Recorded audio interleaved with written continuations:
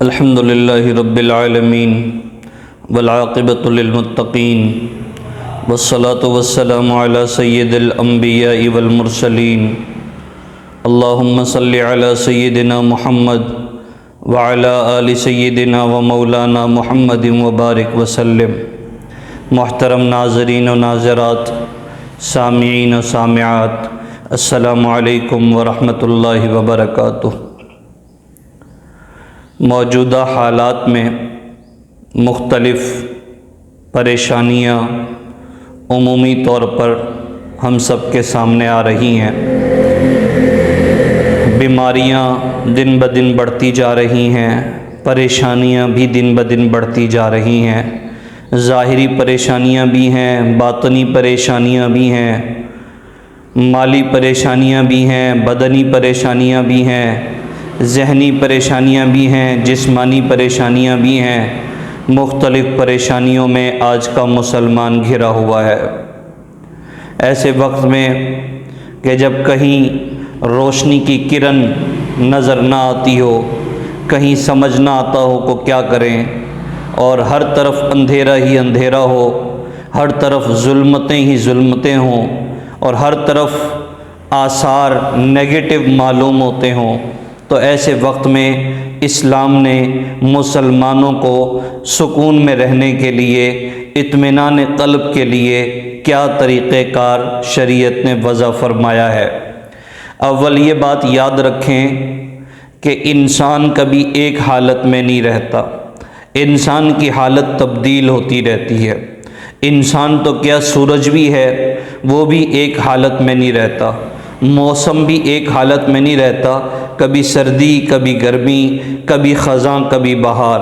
سورج ایک حالت میں نہیں رہتا، صبح کو وقت جب مشرق سے نکلتا ہے تو اس کا طریقہ کار اور رنگ اس کا جدا ہے، اور جب وہ آہستہ آہستہ بالکل سر کے اوپر آتا ہے تب اس کا رنگ جدا ہے، اور آہستہ آہستہ جب مغرب کی طرف جا کر ڈھلنے لگتا ہے تب اس کا رنگ جدا ہے۔ یہ مختلف رنگینیوں سے بھرا سورج بھی ایک حالت میں نہیں رہتا۔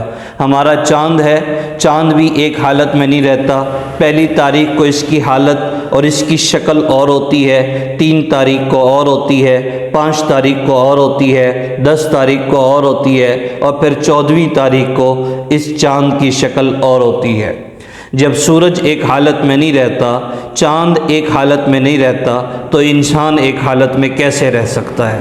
اس انسان کے ساتھ اللہ نے مختلف حالات رکھے ہیں۔ کبھی یہ ماں کے پیٹ میں تھا، کبھی یہ گود میں آیا، اور کبھی یہ چلنے کی کوشش میں، اور کبھی یہ بیٹھنے کی کوشش میں لگا، اور پھر یہ چلنے کی کوشش میں لگا، اور ایک وقت آیا کہ یہ اپنے پاؤں پہ کھڑا ہوا اور لوگوں نے کہا یہ اس کا بچپن ہے، اور پھر یہ وہاں سے پروان چڑھنے لگا، اور ایک وقت آیا کہ یہ زمین پر سینے اکڑا کر اور اپنے بازوؤں کو بلند کر کے اور اپنے قدموں کو زمین پر جما کے اپنے آپ کو جوانی کی صورت میں دنیا کے سامنے نمودار ہوا، اور پھر ایک وقت آیا کہ جب عمر ڈھلنے لگی اور ادھیڑ عمری کی طرف گیا اور بزرگی کی طرف گیا، اور چہرے پہ اور سر کے بالوں کی رنگت سیاہی سے سفیدی کی طرف منتقل ہونے لگی، تو زمانے کے لوگوں نے کہا اب بڑھاپا آ گیا، اب تغیر واقع ہو گیا۔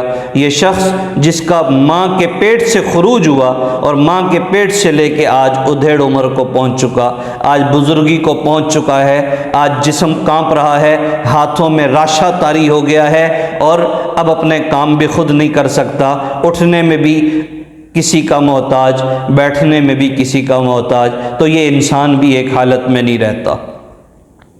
جب انسان ایک حالت میں نہیں رہتا تو انسان کے جسم پر، دماغ پر، نظریے پر مختلف قسم کے حالات آتے ہیں، اور شریعت مطہرہ نے ہر حال میں مسلمان کی ترقی اور مسلمان کو سکون میں رکھنے کے لیے راستہ اور طریقہ کار وضع کیا ہے۔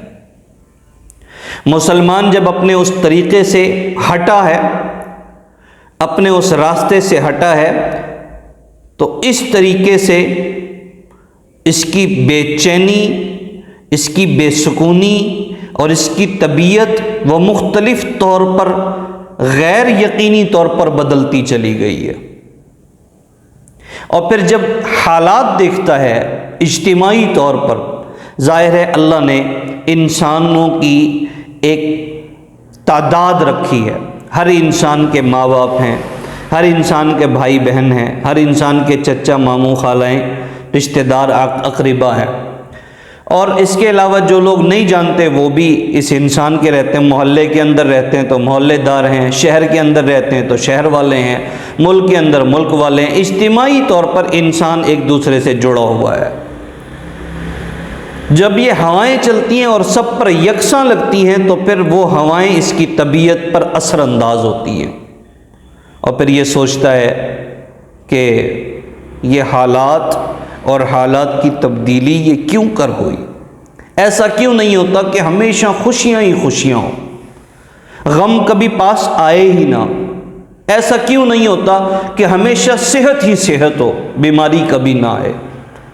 تو میں عموماً کہا کرتا ہوں ایسا کیوں نہیں ہوتا کہ موسم بھی ہمیشہ ایک ہی رہے، گرمی ہے تو گرمی رہے، سردی ہے تو سردی رہے؟ تو میرے عزیز دوست، میرے بھائی، اس انسان پر اللہ کی ذات کا تصرف ہے۔ جس طرح ہر شے اور ہر ذرے پر میرے اللہ کی قدرت کاملہ ہے، اسی طرح اس انسان پر بھی اسی کی قدرت چلتی ہے۔ اور انسان بھولا بھالا یہ سمجھتا ہے کہ شاید میں اپنی کیئر کروں گا تو فٹ رہوں گا، اپنی کیئر چھوڑ دوں گا تو بیمار۔ اچھے بھلے کیئر کرنے والے، اپنا خیال رکھنے والے بیمار ہو جاتے ہیں، اور اچھے بھلے بیمار کے ڈاکٹروں نے لا علاج قرار دے دیا، اس کا علاج کوئی نہیں، کوئی امید باقی نہیں رہی ان کے صحیح ہونے کی، لیکن اللہ نے ان کو پھر ٹھیک ٹھاک صحت مند کر دیا، تندرست و توانا کر دیا۔ یہ اللہ کا نظام ہے۔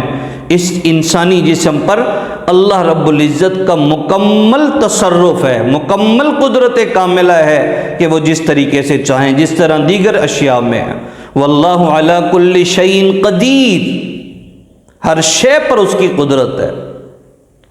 تو جب اس کی قدرت ہے تو حالات کو دیکھ کر ہمیں کیا کرنا چاہیے؟ اگر حالات اچھے ہیں تو کیا کرنا چاہیے، اور خدا نخواستہ حالات برے ہیں، بیماری ہے، پریشانی ہے، تو کیا کرنا چاہیے؟ تو عموماً اچھے حالات میں اللہ کا شکر ادا کیا جائے، برے حالات میں بھی اللہ کا شکر ادا کیا جائے، اور اپنے سے نیچے والوں کو دیکھیں۔ جب ہم نیچے والوں کو دیکھیں گے تو دل میں شکر پیدا ہوگا، یہ شکر ہے میں تو بچا ہوا ہوں۔ جب اوپر والوں کو دیکھیں گے پھر اپنی حیثیت کچھ نہیں نظر آئے گی، ہم تو بہت پیچھے ہیں۔ جب نیچے والوں کو دیکھیں گے اللہ پاک دل میں شکر ڈالیں گے، الحمدللہ۔ اور ہمیشہ ہر حال میں اللہ رب العزت سے عافیت کا سوال کیا جائے، اللہ عافیت نصیب فرما، اللہ عافیت نصیب فرما، اللہ صحت کی عافیت نصیب فرما، اللہ مال کی عافیت نصیب فرما، اللہ عزت کی عافیت نصیب فرما، اللہ ایمان کی عافیت نصیب فرما۔ ایسا بعض دفعہ اچھے بھلے ٹھیک ٹھاک قسم کے لوگ پل میں گدا کر دیے گئے۔ وہی ہے جو بادشاہ کو گدا کرتا ہے، گدا کو بادشاہ بناتا ہے۔ وہی ہے وَتُعِزُّ مَن تَشَاءُ وَتُذِلُّ مَن تَشَاءُ، عزتیں دینے والا بھی وہی ہے، ذلتیں دینے والا بھی وہی ہے۔ تو ہمیشہ اس سے عافیت مانگی جائے، اور اس کے لیے دعا، اللہم انی اسألک العفو والعافیت فی الدنیا والآخرہ، اللہم انی اسألک العفو والعافیت فی الدنیا والآخرہ۔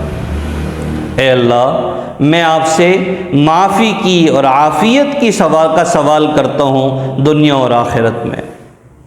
ہمیشہ اللہ سے عافیت مانگے، اللہ عافیت نصیب فرما۔ جب اللہ پاک عافیت نصیب فرمائیں گے، اللہ پاک معافی نصیب فرمائیں گے، اور اللہ پاک جب عافیت فرمائیں گے پھر یہ ساری پریشانیاں ختم، پھر سکون رہے گا، اور زندگی میں اطمینان، چین، قرار آ جائے گا۔ اور اگر خدا نخواستہ اللہ ناراض ہوئے، عافیت چھوٹی تو سب تباہ و برباد۔